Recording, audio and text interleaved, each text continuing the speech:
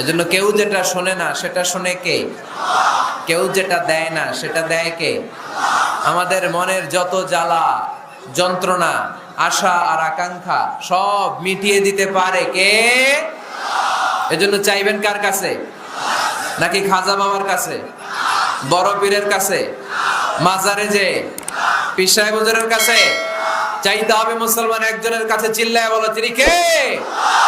কেউ ফিরে না খালি হাতে, আল্লাহরে তোর দরবারেতে, ঠিক কি না? তাহলে পড়েন, কেউ ফিরে না আল্লাহর দরবার থেকে, কেউ কোনোদিন খালি হাতে ফিরে? চাইলেই কবুল করে কে? ধনভাণ্ডারের কোনো কিছু আল্লাহর কাছে কমতি আছে নাকি? আমাদের সবার যার যা লাগবে, আল্লাহ বলে সবাই দাঁড়িয়ে দাঁড়িয়ে যদি একটা লিস্ট দাও, ওই লিস্টে যদি লিখে দাও কার কি লাগবে, যার যা লাগবে সবও যদি আমি আল্লাহ দিয়ে দেই, আমি আল্লাহর ধনভাণ্ডারের 1 ইঞ্চিও কমবে না। এজন্য কেউ যেটা দেয় না সেটা দেয় কে? বিপদে পড়েছেন, আল্লাহর কাছে চান। পরীক্ষায় পাশ করতে চান, আল্লাহর কাছে চান। নেককার, গুণবতী, রূপবতী, সুন্দরী স্ত্রী চান, আল্লাহর কাছে চান। এই যে আবিয়াতা যারা অবিয়াদারি, তোমাদের রূপবতী সুন্দরী নেককার স্ত্রী আল্লাহর কাছে চাওয়ার দরকার আছে না নাই? এখন গলার আওয়াজ বেড়ে গেছে, মহা খুশি, কয় আছে। মাশাআল্লাহ। নেককার স্ত্রী আল্লাহর কাছে চাইতে হয়, নেককার সন্তান আল্লাহর কাছে চাইতে হয়।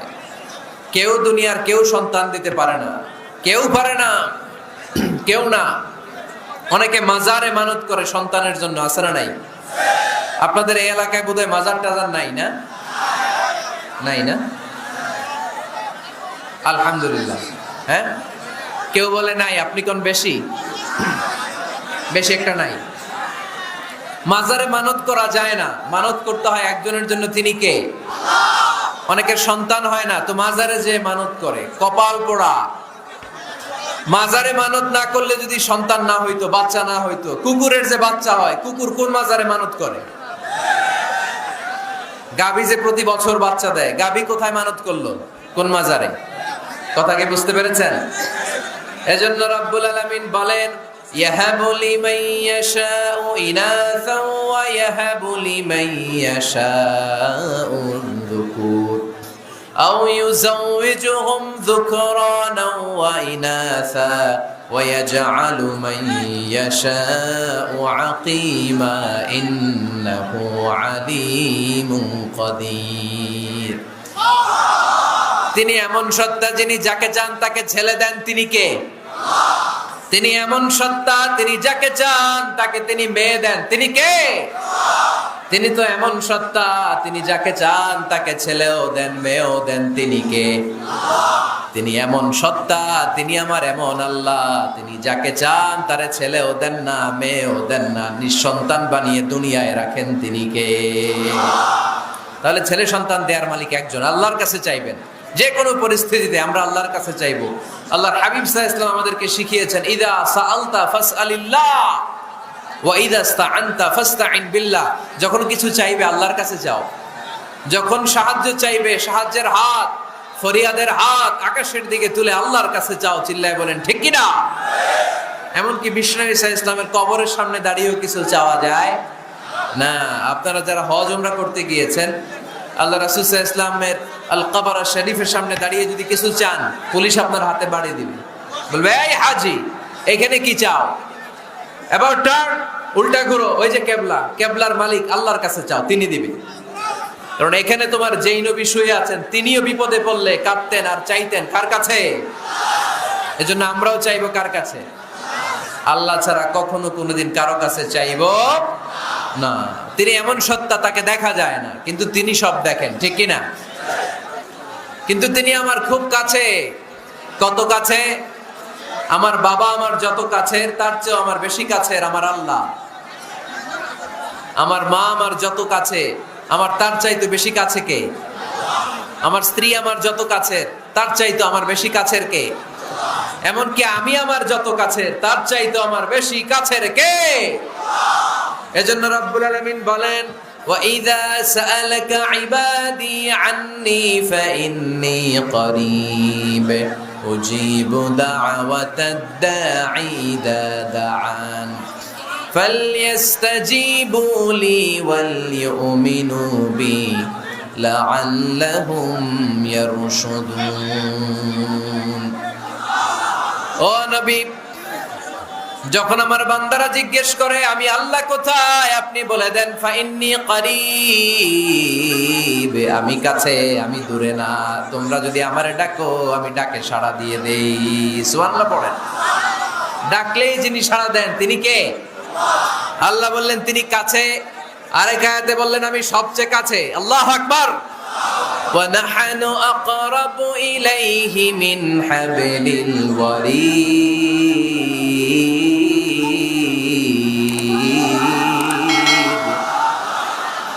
ওয়া নাহনু আকরাবু ইলাইহি মিন হাবলিল ওয়ারিদ মানুষের পিঠে যে মেরুদণ্ড থাকে মানুষের গলায় যে শ্বাস নালী থাকে মানুষের ঘাড়ের মধ্যে যে খাদ্য নালী থাকে আমি আল্লাহ তার শ্বাস নালী এই ঘাড়ের খাদ্য নালীর চাইতেও বেশি কাছে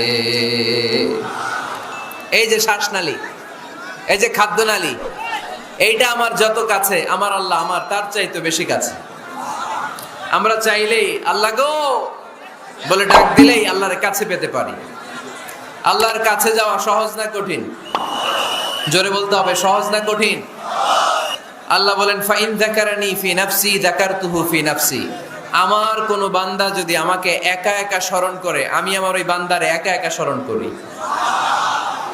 ওয়া ইন যাকারানি ফি মালাইন যাকারতুহু ফি মালাইন খাইরিম মিনহু আমার বান্দা যদি আমাকে একা একা স্মরণ না করে এরকম মহা সমাবেশে স্মরণ করে আমি আল্লাহ আমার আরশের উপরে এর চাইতেও বড় সমাবেশ ফেরেশতাদেরকে নিয়ে তৈরি করে তখন আমার বান্দাকে মহা সমাবেশে স্মরণ করি এখন আমরা মহা সমাবেশে আল্লাহকে স্মরণ করতেছি না আরশের উপরে এর চেয়েও বড় মহা সমাবেশ করে আমাদেরকে স্মরণ করতেছে কে ওয়া ইন তাকাররাবা ইলাইয়া বিশিবরিন তাকাররাবতু ইলাইহি যিরাআন আল্লাহ বলে কোন বান্দা যদি আমার দিকে এক বিঘত আসতে চায় আমি আমার বান্দার দিকে এক হাত এগিয়ে যাই ওয়া ইন তাকাররাবা ইলাইয়া যিরাআন তাকাররাবতু ইলাইহি বাআন আমার বান্দা যদি আমার দিকে এক হাত আসতে চায় আমি আমার বান্দার দিকে দুই হাত এগিয়ে যাই ওয়া ইন আতানি ইয়ামশি আতাইতুহু হারওয়ালা আমার বান্দা যদি আমার দিকে আস্তে আস্তে হেঁটে হেঁটে আসতে চায় আমি আমার বান্দার দিকে দৌড়ে দৌড়ে যাই তার মানে আল্লাহকে কাছে পাওয়া সহজ না কঠিন আমরা আল্লাহর কাছের বান্দা হতে চাই কি চাই না সবাই চান তা আওয়াজ এত ছোট কেন আমরা আল্লাহর কাছের বান্দা পেয়ারা বান্দা নৈকট্য প্রাপ্ত বান্দা হতে চাই কি চাই না চাই আজকের এই চমৎকার রজনীতে আমরা জেনে যাব কিভাবে আল্লাহর কাছের বান্দা হওয়া যায় কোরআন এবং সুন্নাহর আলোকে কোরআনকে যদি আমরা জিজ্ঞেস করি কোরআন কিভাবে আল্লাহর নৈকট্য প্রাপ্ত বান্দা হওয়া যায় কোরআন বলে সেজদায় লুটিয়ে পড়ো আল্লাহর নৈকট্য প্রাপ্ত বান্দা হয়ে যাও সুবহানাল্লাহ পড়বেন না সেজদায় নত হও অশ্রু ছাড়ো প্রভুর শরণে হৃদয় গাড়ো সেজদায় নত হও অশ্রু ছাড়ো প্রভুর শরণে হৃদয় গাড়ো প্রাণ ঢেলে সব ব্যথা বলো প্রভুকে বলো প্রভুকে রাত কি কেটে যাবে ঘুমে অলসে রাত কি কেটে যাবে ঘুমে অলসে তুমি কি জানবে না তোমার নিজেকে প্রভুকে রাত কি কেটে যাবে ঘুমে অলসে আলহামদুলিল্লাহ পড়েন কোরআন আমাদেরকে বললো সেজদায় লুটিয়ে পড়ো আল্লাহর কাছে চলে যাও সোজা প্রশ্ন সোজা উত্তর কোরআনকে জিজ্ঞেস করলাম কেমন করে আল্লাহর কাছে যাওয়া যায় কোরআন বলল একেবারে সোজা সেজদায় লুটিয়ে পড়ো আল্লাহ তোমার কাছে টেনে নিবে ওয়াসজুদ ওয়াক্তারিব সূরাতুল আলাকের শেষ আয়াতের শেষাংশে আল্লাহ আমাদেরকে শিখিয়ে দিলেন কেমন করে আল্লাহর কাছে যাওয়া যায় আল্লাহ বললেন ওয়াসজুদ ওয়াক্তারিব এটা মুখস্থ করে যেতে হবে আজকে গাইবান্দার ভাইয়েরা। আমার সাথে আওয়াজ তুলে পড়েন, ওয়াসজুদ ওয়াক্তারিব, ওয়াসজুদ ওয়াক্তারিব, ওয়াসজুদ ওয়াক্তারিব। মানে সেজদা দাও, কাছে আসো। ক্লোজ আপ ওয়ান প্রোগ্রাম করে কাছে আসার গল্প আছে না নাই? কিন্তু কোরআনে যে কাছে আসার গল্প আছে এটা বাঙালিরা জানে না, এটা মুসলমান জানে না। কোরআন কাছে আসার গল্প শিখায়, ছেলে মেয়েদের কাছে আসার গল্প নয়। বান্দা কি করে আল্লাহর কাছে যেতে পারে সেই গল্প। চিল্লায় বলেন ঠিক কিনা? ওয়াসজুদ, সেজদায় লুটিয়ে পড়ো, কাছে আসো, কাছে আসো। আপনি বিপদে পড়ে আছেন, সেজদা দেন। ব্যবসায় মন্দা, সেজদা দেন। অসুস্থ, সেজদা দেন। মনে জ্বালা যন্ত্রণা, ঋণের বোঝা, সেজদা দেন। সেজদায় লুটিয়ে পড়েন, আল্লাহর কাছে চলে যান। বিষ্ণু ঈসা ইসলাম বললেন, আকরাবু মা ইয়াকুনুল আবদু মির রাব্বিহি ওয়া হুয়া সাজিদুন ফাআকসিরু ফীহি দুআ। বান্দা যখন সেজদায় লুটিয়ে পড়ে তখন বান্দা আল্লাহর সবচাইতে কাছে চলে যায়। পড়েন সুবহানাল্লাহ। আপাত দৃষ্টিতে দেখা যায় আপনি যখন সেজদা দেন এটা মসজিদের কার্পেটে পড়ে, আপনি যখন সেজদা দেন কপালটা জায়নামাজে পড়ে, আপনি যখন সেজদা দেন আপনার কপালটা টাইলসে পড়ে। কিন্তু বিশ্বনবীর ভাষ্য অনুযায়ী আপনার সেজদার কপালটা আল্লাহর কুদরতি পায়ের উপরে পড়ে। এজন্য সেজদা দেওয়ার সময় এই ফিল করার দরকার আছে না নাই? Do we feel that he is the closest one? আমরা কি এটা ফিল করি যে আল্লাহ আমার সবচেয়ে কাছে? আমরা কি নামাজ পড়ার সময় এটা ফিল করি যে হতে পারে এটাই আমার জীবনের শেষ নামাজ? আল্লাহর হাবিব সাল্লাল্লাহু আলাইহি ওয়াসাল্লাম বলেছেন, সল্লু সলাতান মুআদ্দে, বিদায়ী নামাজ পড়ো। এমন ভাবে নামাজ পড়ো, চিন্তা করো এই নামাজ হতে পারে তোমার জীবনের শেষ নামাজ। Perform the salah as if this is your last and final prayer. এমন ভাবে সালাত পড়বা, চিন্তা করবা হতে পারে এটাই আমার জীবনের শেষ নামাজ। ঠিক কিনা? এখন আমার ঘড়িতে বাজে 10:15। যদি বলা হয় রাত 12টায় আপনার ইন্তেকাল হবে, আজ রাত 12টায় আপনার ইন্তেকাল, এখন 2 রাকাত নামাজের সুযোগ পাবেন, পড়ে নেন। আপনার হুঁশ থাকবে? কথা কন না কেন? হুঁশ থাকবে আপনার? পাগলের মতো দৌড়িয়ে আপনি ঠান্ডা পানি দিয়ে অজু করবেন, ধীরস্থির ভাবে অজু করে জামা পরবেন, আতর মাখবেন, টুপি লাগাবেন, আর চোখ দিয়ে দাঁড় দাঁড় করে পানি ঝরবে। ঠিক কিনা? কারণ আপনি নিশ্চিত, আপনি জানেন আজ রাত 12টায় আপনার মরণ। ওই দিন নামাজে দাঁড়িয়ে কি আপনি প্রতিদিনকার মতো তাড়াহুড়ো করে নামাজ পড়বেন? কিভাবে পড়বেন?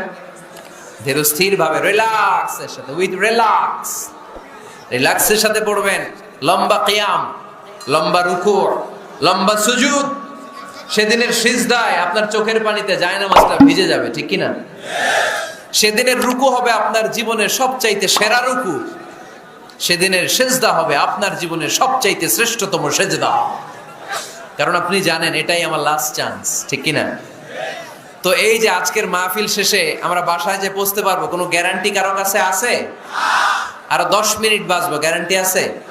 5 মিনিট বাঁচবো, শ্বাস যেটা ঢুকালাম শ্বাস বের করতে পারবো, কোনো গ্যারান্টি আছে? তাহলে প্রত্যেক বেলা যখন নামাজে দাঁড়াই এই চিন্তাটা করি না কেন আমরা যে এটাই হতে পারে শেষ নামাজ, যেহেতু কোনো গ্যারান্টি নাই। প্রতিটা ওয়াক্তের নামাজের সময় আমাদেরকে ভাবা উচিত, it could be my last and final prayer in my life. এটা হতে পারে আমার জীবনের শেষ নামাজ। এজন্য এখন থেকে গাইবান্দার ভাইয়েরা, আমরা যখন নামাজে দাঁড়াবো তাড়াহুড়ো করবো নাকি? তাড়াহুড়ো করবেন আপনারা? বিষ্ণু ইসা ইসলাম বলেন সবচেয়ে বড় চোর যে নামাজে চুরি করে। আল্লাহর হাবিব সাল্লাল্লাহু আলাইহি ওয়াসাল্লাম বললেন, কাইফা ইয়াসরিকু ফিস সালাহ, ইয়া রাসূলুল্লাহ নামাজে কেমনে চুরি করে? আল্লাহর হাবিব সাল্লাল্লাহু আলাইহি ওয়াসাল্লাম বললেন, ইয়াসরিকু ফি রুকুইহি ওয়া সুজুদিহি, রুকু সিজদায় চুরি করে। এরকম আছে না নাই? গাইবান্দায় মনে হয় এরকম নাই, আছে? বেশি থাকলে এগুলো আমরা বাদ দিয়ে দিব। এই মাহফিলগুলো হচ্ছে পরিবর্তনের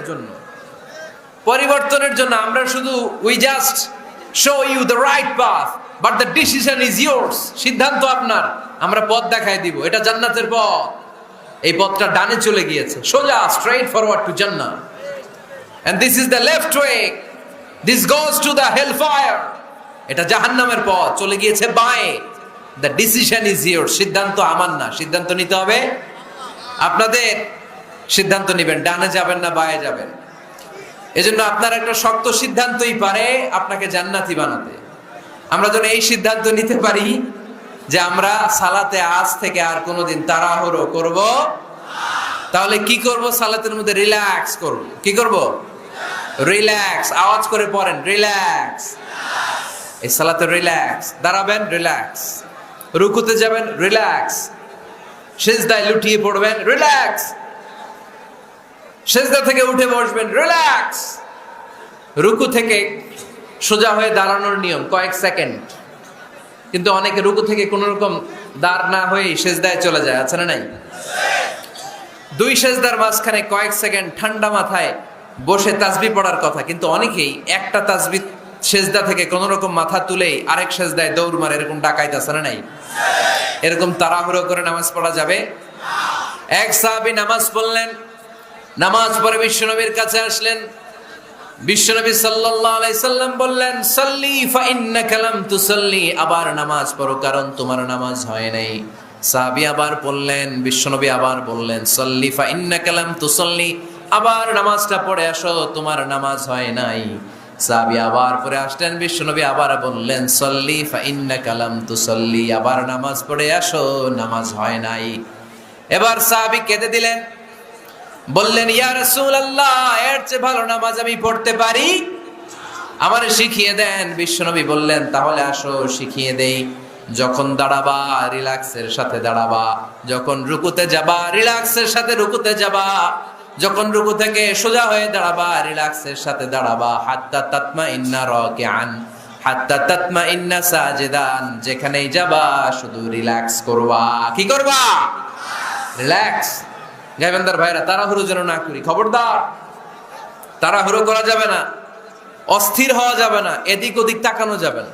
অনেকে নামাজে পড়ে ডান দিকে বা দিকে তাকায়, আছে না নাই? নামাজ পড়ে দাড়িও চুলকায়, আছে না নাই? নামাজ পড়ে মোবাইলও বের করে, আছে না নাই? নামাজ পড়ে বিপিএল এর খেলার টেনশনও করে, এরকম আছে না নাই? না, এগুলো করা যাবে? আপনি নামাজে অন্যদিকে তাকালে আল্লাহ ডেকে বলে, আকবিল, ফিরে আয়। আবার তাকালে আকবিল, ফিরে আয়। আবার তাকালে আকবিল, ফিরে আয়। আবার অন্যদিকে সালাতে তাকালে আল্লাহ বলে, লা হাজাতা লি ইলা সালাতিক, তোর এই নামাজের কোনো দরকার আমি আল্লাহর নাই। নাউজুবিল্লাহ পড়বেন না? তাহলে যে আল্লাহর জন্য সালাত পড়তে গেলেন, ওই আল্লাহ যদি বলে তোর নামাজের দরকার নাই, তাহলে কার জন্য সালাত আদায় করতে গেলেন? একটু চিন্তা করেন। আজ থেকে আমরা এই শপথ নেই যে কখনো কোনোদিন নামাজের মধ্যে আমরা আর তাড়াহুড়ো করব। বিশ্বনবী সাল্লাল্লাহু আলাইহি সাল্লাম নামাজে দাঁড়ালে লম্বা কিয়াম করতেন, লম্বা রুকু করতেন। আম্মা জান আয়েশা রাদিয়াল্লাহু তাআলা আনহা বলেন, বিশ্বনবী যখন নামাজে দাঁড়াতেন, বিশ্বনবীর পা গুলো ফুলে ফুলে টিউমারের মতো এত মোটা হয়ে যেত, মোটা হয়ে যেত, টিউমার হয়ে যেত পায়ের মধ্যে। আম্মা জান আয়েশা বলেন, এত লম্বা সময় বিশ্বনবী দাঁড়িয়ে থাকতেন, আমি মনে করতাম বিশ্বনবী মনে হয় রুকু করতে ভুলে গিয়েছে।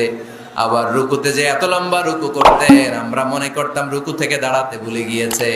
আবার বিশ্বনবী প্রথম সেজদায় যে এত লম্বা সময় সেজদা করতেন, আমরা মনে করতাম দ্বিতীয় সেজদা করতে বিশ্বনবী ভুলে গিয়েছে। এজন্য বিশ্বনবীর মতো আমাদের সালাতগুলো হওয়ার দরকার আছে না নাই?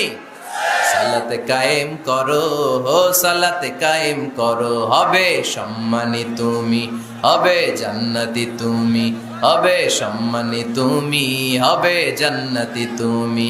দিবে কাল হাসরে শীতল ছায়া আরশে আজিম, রব্বিয়াল আলা, রব্বিয়াল আযীম, রব্বিয়াল আলা, রব্বিয়াল আযীম। সুবহানাল্লাহ পড়ে।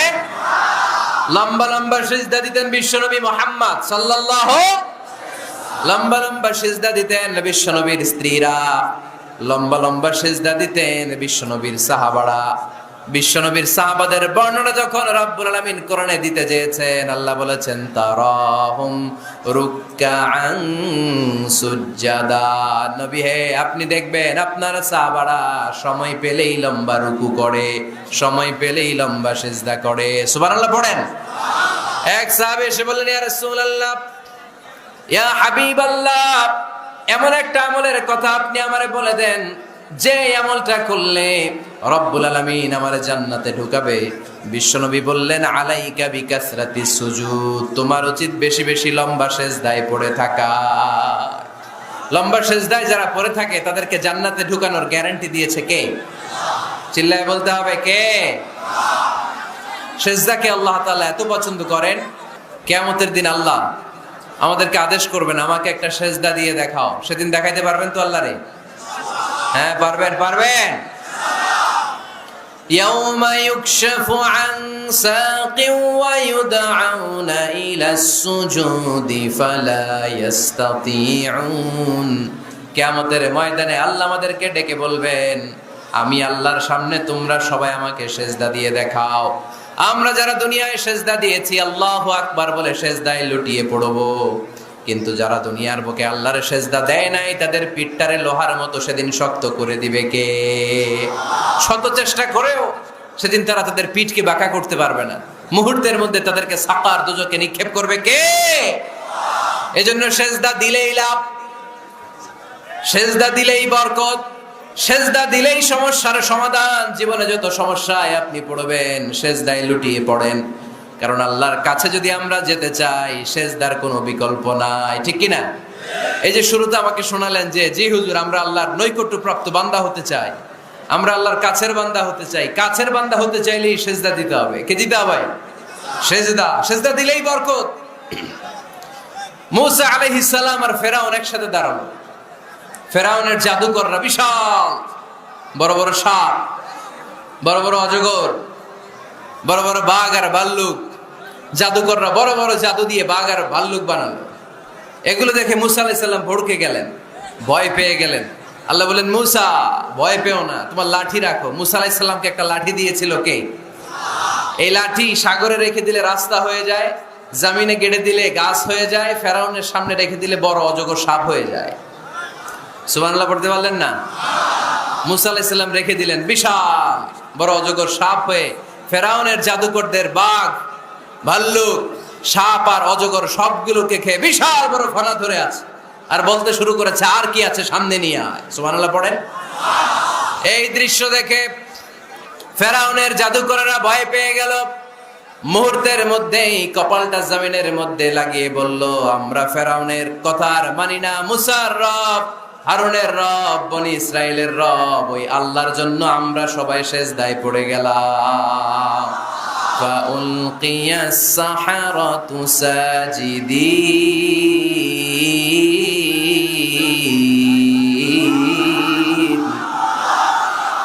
মুহূর্তে এরা সেজদায় পড়ে গেল। সেজদা দেওয়ার সাথে সাথে এদেরকে হেদায়েত দিল কে? এই দুনিয়াতে কেউ কাউরে হেদায়েত দিতে পারে না, হেদায়েত করার মালিক একজন, তিনি কে? কোন নবী কাউরে হেদায়েত দিতে পারে? কোন ওলি, কোন শহীদ, কোন সালেহ, কোন বুজুর্গ? হেদায়েত দেওয়ার মালিক একজন, চিল্লায় বলতে হবে তিনি কে? ইন্নাকা লা তাহদি মান আহবাবতা ওয়ালাকিন্নাল্লাহা ইয়াহদি মান ইয়াশা।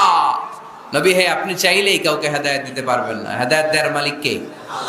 এই পৃথিবীতে অনেক বাবা ছিল নবী, ছেলের হেদায়েত হয় নাই, আছে না? আছে না? অনেক ছেলে ছিল নবী, বাবার হেদায়েত হয় নাই, আছে না? অনেক স্বামী ছিল নবী, স্ত্রীর হেদায়েত হয় নাই, আছে না? নাই। তার মানে কেউ কাউরে হেদায়েত দিতে পারে না, হেদায়েত দেওয়ার মালিক একজন, চিল্লায় বলতে হবে তিনি কে? ইবলিস জাহান্নামীদের সর্দার, আল্লাহর একটা সেজদার আদেশকে অমান্য করার কারণে, ঠিক কিনা? রব্বুল আলামিন আদেশ করলেন, উসজুদু লি আদম, ও ফেরেশতারা সবাই মিলে আমার খলিফা আদমকে সেজদা করো। ফাসাজাদাল মালাইকাতু কুল্লুহুম আজমাইন ইল্লা ইবলিস। যত ফেরেশতা ছিল দলে দলে কাতারে কাতারে সাইয়েদনা আদমের জন্য সেজদায় লুটিয়ে পড়লেন, একজন ছাড়া, সে হলো ইবলিস। মুহূর্তের মধ্যে তারা জাহান্নামের লিডার বানায় দিল কে? কয়টা সেজদার আদেশ অমান্য করেছে? সবাই বলতে হবে কয়টা? আমরা অমান্য করতেছি কয়টা? শয়তান মিস করছে কয়টা সেজদা? গাইবান্দার ভাইরা এখন আওয়াজ নাই গলায়। ইবলিস শয়তান সেজদা মিস করছে কয়টা? আপনি মিস করছেন কয়টা? হ্যাঁ, কোনো হিসাব নাই। এজন্য বেশি বেশি সেজদা দেওয়ার দরকার আছে না নাই? সালাত আদায়ের দরকার আছে না নাই? কেমন করে আল্লাহর কাছে যাব? আল্লাহ বলেন ওয়াসজুদ ওয়াক্তারিব। আমার সাথে সাথে আওয়াজ করে পড়তে হবে, ওয়াসজুদ ওয়াক্তারিব, ওয়াসজুদ ওয়াক্তারিব। মানে সেজদায় লুটিয়ে পড়ো, আমি আল্লাহর কাছে চলে আসো। এখন থেকে অসুস্থ হলে কি করবেন? হ্যাঁ, সেজদা দিবেন? বিপদে বললে কি করবেন? বাবার দরবারে যাবেন না? হ্যাঁ, পরীক্ষায় পাশ করতে চাইলে কি করবা? সেজদা দিয়ে কারে বলবো? আল্লাহরে বলবো। তিনি সবকিছুর সমস্যার সমাধান করে দিতে পারেন, ঠিক কিনা? তাহলে কোরআনের আলোকে আমরা জানলাম আল্লাহর কাছে যাওয়া যায় সেজদার মাধ্যমে। এবার যদি সুন্নাহর আলোকে জানতে চাই কি করে আল্লাহ তাআলার কাছে যাওয়া যায়, সুন্নাহ আমাদেরকে জানায় বেশি বেশি নফল ইবাদত করলে আল্লাহর প্রিয় ভাজন নৈকট্যপ্রাপ্ত বান্দা হওয়া যায়। পড়েন সুবহানাল্লাহ। এজন্য রব্বুল আলামিন বলেন, মা ইয়াজালু আবদি ইয়াতাকাররাবু ইলাইয়া বিন নওয়াফিল। আমার বান্দা যখন বেশি বেশি আমার জন্য নফল ইবাদত করে, এগুলো করার মধ্য দিয়ে বান্দা আমার কাছে আসতে থাকে। পড়েন সুবহানাল্লাহ। যত নফল ইবাদত করবেন তত আল্লাহর কাছে যাবেন। ফরজ তো করাই লাগবে, এটা কম্পালসারি, অব্লিগেটরি। ফরজ তো করা লাগবেই, কিন্তু আল্লাহর কাছে যেতে চাইলে কাছে যাওয়া যায় ফরজ দিয়ে না নফল দিয়ে? নফল দিয়ে। চিল্লায় বলেন কি দিয়ে? নফল হচ্ছে ওভারটাইম। নফল কি? ওভারটাইম করে যেমনি বেশি টাকা কামানো যায়, তেমনি নফল ইবাদত করে আল্লাহ তাআলার প্রিয় ভাজন বান্দা হওয়া যায়, কাছে যাওয়া যায়। চিল্লায় বলেন ঠিক কি না? আল্লাহ বলে, আমার কোন বান্দা যদি বেশি বেশি নফল ইবাদত করা শুরু করে দেয়, সে আমার এত কাছে আসে, এত কাছে আসে, এত কাছে আসে, তখন কান দিয়ে যে যা শুনে সে তার নিজের কানে শোনে না, আমি আল্লাহর কানে শুনে। কোন সুবহানাল্লাহ। চোখ দিয়ে তখন সে যা দেখে নিজের চোখে দেখে না, আমি আল্লাহর চোখে দেখে। আল্লাহু আকবার। হাত দিয়ে যখন বান্দা কিছু ধরে, নিজের হাতে ধরে না, আমি আল্লাহর হাতে ধরে। পা দিয়ে যখন আমার বান্দা হেঁটে যায়, বান্দা নিজের পায়ে হাঁটে না, আমি আল্লাহর পায়ে হাঁটে। তার মানে আমি আর আমার বান্দার মধ্যে তেমন গ্যাপ থাকে না। সে যখন শুনে কেমন যেন আমার কানে শুনে, সে যখন দেখে কেমন যেন আমার চোখে দেখে, সে যখন ধরে কেমন যেন ওই জায়গায় আমি আল্লাহর হাত যুক্ত হয়ে যায়। সে যখন দৌড়ায় কেমন যেন আমি আল্লাহর পা দিয়ে দৌড়াই। চিল্লায় বলেন ঠিক কি না? বদরের প্রান্তরে 1000 সৈন্যবাহিনী, তলোয়ার অস্ত্র শস্ত্রে সজ্জিত ঘোড়সাওয়ার বাহিনী। বিশ্বনবী গেলেন 313 জন নিয়ে, তলোয়ার নাই, ঘোড়া নাই, কিচ্ছু নাই। আল্লাহর উপর ভরসা করে বিশ্বনবী এক মুষ্টি বালি নিয়ে ওয়াশাহাতিল উজু বলে নিক্ষেপ করলেন। মুহূর্তের মধ্যে প্রতিটি ধুলিকণা বালিকণা কাফেরদের চোখের ভেতরে ঢুকাই দিল। কে? কারণ আল্লাহ তখন বিশ্বনবীরে ডেকে বলেছেন, নবী আপনি যখন বালু মেরেছেন নিজের হাতে মারেন নাই, যখন বালু নিক্ষেপ করেছেন মূলত আমি আল্লাহর হাত দিয়ে বালু মেরেছেন। ওমা রামাইতা ইয রামাইতা ওয়ালাকিন্নাল্লাহা রামা। যখন আপনি বালু মেরেছেন, এক মুষ্টি বালু যখন কাফেরদের চোখে নিক্ষেপ করেছেন, নিজের হাতে করেন নাই, কেমন যেন আমি আল্লাহ আমার হাতে বালুটা নিক্ষেপ করেছি। আপনি শুধু বালু নিয়ে নিক্ষেপ করেছেন, আর প্রতিটি ধুলিকণা বালিকণা আমি প্রতিটি কাফেরের চোখের ভিতরে ঢুকাই দিয়েছি। পড়েন আল্লাহু আকবার। আপনার সামনে যদি 500 জন লোক দাঁড়ায়, গাইবান্ধার এক চিপা থেকে আপনি বালু নিয়ে যদি এরকম মারেন ওদের চোখে, 500 জনের চোখে লাগবে নাকি? কয়জনের চোখে লাগবে? কয়জন? কয়েকজন, 2-4 জন, 10 জন, 15 জন, 20 জন, 500 জনের চোখে লাগবে। তার মানে বিশ্বনবী যখন বালু মেরেছেন, এটা 1000 কাফেরের চোখে পৌঁছে দেয়া সম্ভব ছিল না। বিশ্বনবী শুধু মেরেছেন, ওইখানে বালু কণাগুলো কাফেরের ধুলি কণাগুলো কাফেরের চোখের ভেতরে পৌঁছে দিয়েছে। কে? এজন্য বান্দা যখন আল্লাহর প্রিয় হয়ে যায়, বান্দা যখন বেশি বেশি নফল ইবাদত করা শুরু করে দেয়, বান্দা নিজে কাজ করে না, কেমন যেন আল্লাহ নিজেই বান্দার কাজ করে দেয়। এজন্য বেশি বেশি নফল ইবাদত করবেন। হ্যাঁ, আওয়াজ করে ইনশাআল্লাহ বলতে পারলেন না? তাহলে আল্লাহর কাছে যাওয়ার 1 নম্বর মাধ্যম হচ্ছে সিজদা দেওয়া। কি দেওয়া? আর হাদিস বা সুন্নাহর আলোকে আমরা জানলাম আল্লাহ তাআলার নৈকট্য পাওয়ার 2 নম্বর মাধ্যম হচ্ছে নফল ইবাদত করা। কি করা? এই যে অনেকে বললেন হুজুর আমাদের যে কত সেজদা মিস গেছে কোনো হিসাব নাই। এখানে অনেক ক্যাটাগরির মুসলমান আছে। কেউ আছে তাহাজ্জুদ গুজার, কেউ আছে 5 ওয়াক্ত পড়ে, কেউ আছে 4 ওয়াক্ত, কেউ আছে 3 ওয়াক্ত, কেউ আছে 2 ওয়াক্ত, কেউ আছে 1 ওয়াক্ত, কেউ আছে নাই ওয়াক্ত। আছে না নাই? কেউ আছে শুধু জুমার মুসল্লি, কেউ আছে শুধু 2 ঈদের মুসল্লি। আছে না নাই? তো এই যে বললেন যে হুজুর কত সেজদা যে শয়তান মিস করছে একটা, আমরা যে মিস করছি কয়টা তার কোনো হিসাব নাই। হিসাব নাই। এখন থেকেই তওবা করতে হবে, ঠিক কি না? আর নফল ইবাদত বাড়ায় দিতে হবে। কিয়ামতের দিন আল্লাহ বলবে উনজুরু হাল্লি আব্দি মিন তাতাওয়ু, দেখো তো কোনো বান্দার যখন ফরজে ঘাটতি, যে ফরজগুলো মিস করছেন, ফরজে যখন ঘাটতি আল্লাহ তখন বলবে ও ফেরেশতারা দেখো তো ওর নফল আছে কিনা। ফেরেশতারা খুঁজে দেখবে কিছু নফল আছে, আল্লাহ তখন বলবে নফলগুলো নিয়ে ফরজের জায়গার মধ্যে বসায় দেয়। আওয়াজ করে বলতে হবে আল্লাহু আকবার। তাহলে নফল ইবাদত বাড়ানোর দরকার আছে না নাই? বিষ্ণু বললেন সবচাইতে দামি নফল ইবাদতের নাম হচ্ছে কোরআন তেলাওয়াত। আফদলুল ইবাদাতি তিলাওয়াতুল কোরআন। যত নফল ইবাদতের লিস্ট আছে এই লিস্টের র‍্যাঙ্কিং 1 নম্বরে থাকবে কোরআনের তেলাওয়াত। চিল্লায় পড়েন আল্লাহু আকবার। কারণ এই কিতাবটা এমন কিতাব যে এই কিতাবে কোনো ভুল নাই, কোনো সন্দেহ নাই, সংশয় নাই। এই কিতাব আমাদেরকে পথ দেখায়। আমরা অন্য কোনো কিতাব পড়তে চাই না। আমরা যে কিতাব পড়তে চাই কিতাবটার নাম কি? সমাধান চাও যদি জীবনে মরণে ফিরে যাও, খুঁজে নাও চোখ রাখো কোরআনে। ঠিক কি না? চোখ রাখবেন কোথায়? আওয়াজ করে কোথায়? পড়েন সবাই। সমাধান চাও যদি জীবনে মরণে ফিরে যাও, খুঁজে নাও চোখ রাখো কোরআনে। If you want the solution this dunya and akhira, go back, have a look to the holy Quran. সুবহানাল্লাহ পড়েন। কোরআনে চোখ রাখেন, সব আছে এখানে, সব। ইতিহাস, embryology, cosmology, sociology, biology, botany, মানব প্রয়োজনীয় যা দরকার, সাগরের অতল গহ্বরের কথা, মহাকাশের কথা, নৃবিজ্ঞান, প্রাগৈতিহাসিক বর্ণনা, সব কিছু দিয়ে কোরআনটাকে সমৃদ্ধ করে দিয়েছে কে? এজন্য প্রতিদিন আমরা কোরআন পড়ব। ফজরের পরেই কোরআন তেলাওয়াতের দরকার আছে না নাই? কারণ এটা নফল ইবাদতের মধ্যে নাম্বার 1। নফল ইবাদতের লিস্টের মধ্যে কোরআন তেলাওয়াতটা নাম্বার কত? আওয়াজ করে কত? তাহলে এখন থেকে আমাদের স্লোগান হোক ফজরের সালাতের পরে আমরা কোরআন তেলাওয়াত করব ইনশাআল্লাহ। নাই? রাজি আছেন তো সবাই? ফজরের পরপরই যেন গাইবান্দার প্রতিটি গ্রাম থেকে, প্রতিটি ঘর থেকে কোরআনের সুমধুর বাণী ভেসে আসে। ঠিক কি না? আমাদের ছেলেমেয়েরা কোরআন শিখুক, কোরআন জানুক, কোরআন শিখে মানুষ হোক। আমরা চাই না? কারণ কোরআন শিখলেই মানুষ হওয়া যায়। কোরআন এসেছে মানুষের মতো মানুষ বানাতে। গরুর পেট থেকে বেরোলে এটা গরু,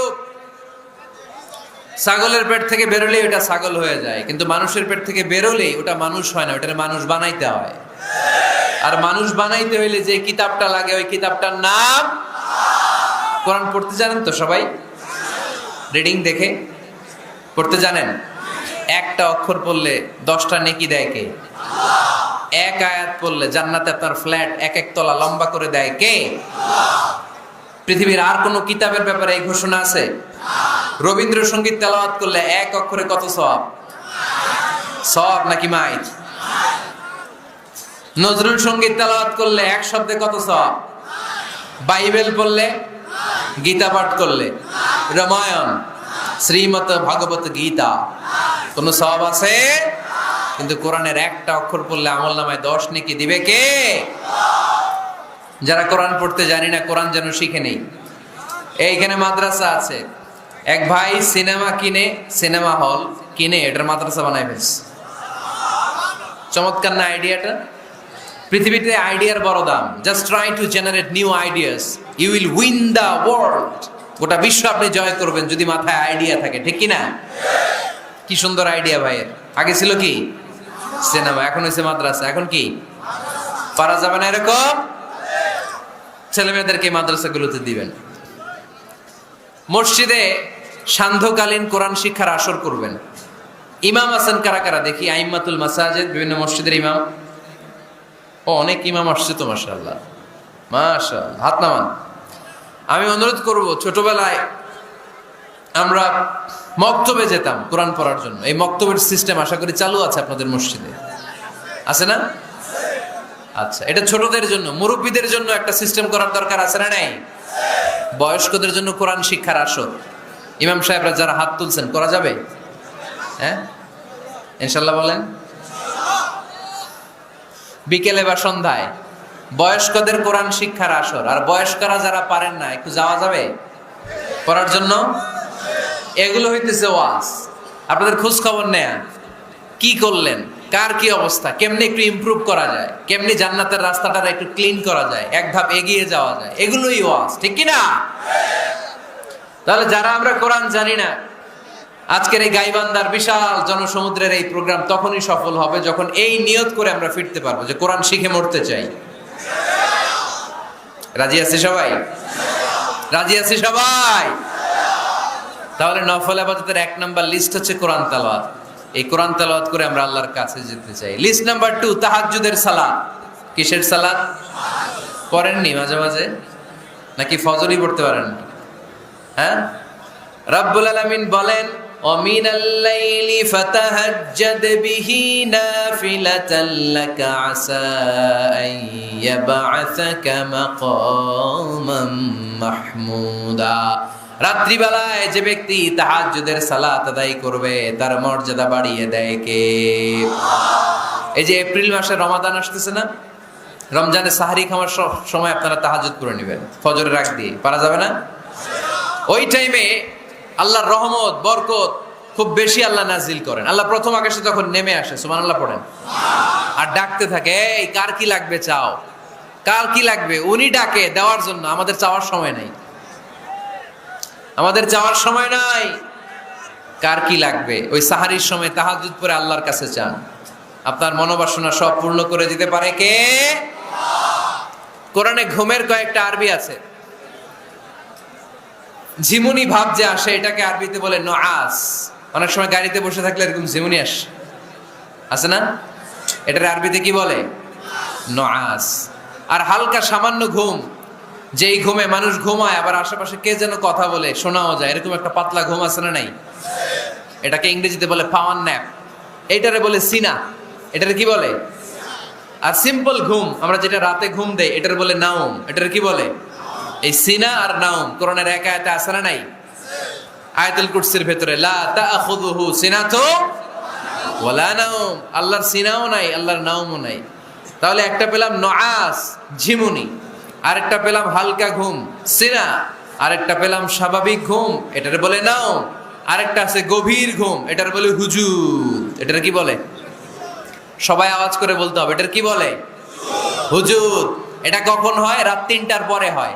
আহারে কি আরামের ঘুম, কম্বল টাইনা টাইনা ঘুমাইতে মন চায়, অ্যালার্ম বাজতে থাকে, অ্যালার্ম আরেক দিকে ফালাইয়া মজার ঘুম, আর নাক ডাকে, আছে না নাই? এই শেষ রাতের মজার ঘুমটাকে আরবিতে বলে হুজুদ। এই হুজুদের ঘুমকে স্যাক্রিফাইস করে যে নামাজ পড়া হয় ওই নামাজটারে বলে সলাতুল হুজুদ বা সলাতুত তাহাজ্জুদ। পড়েন সুবহানাল্লাহ। ওই নামাজটারে আল্লাহ বড্ড পছন্দ করে। ওই নামাজ যারা পড়ে তাদেরকে কাছে টেনে নেয় কে? মাঝে মাঝে তাহাজ্জুদ পড়তে রাজি আছেন তো সবাই? আল্লাহর নৈকট্য পাওয়ার 3 নম্বর নফল ইবাদত হচ্ছে দোয়া করা।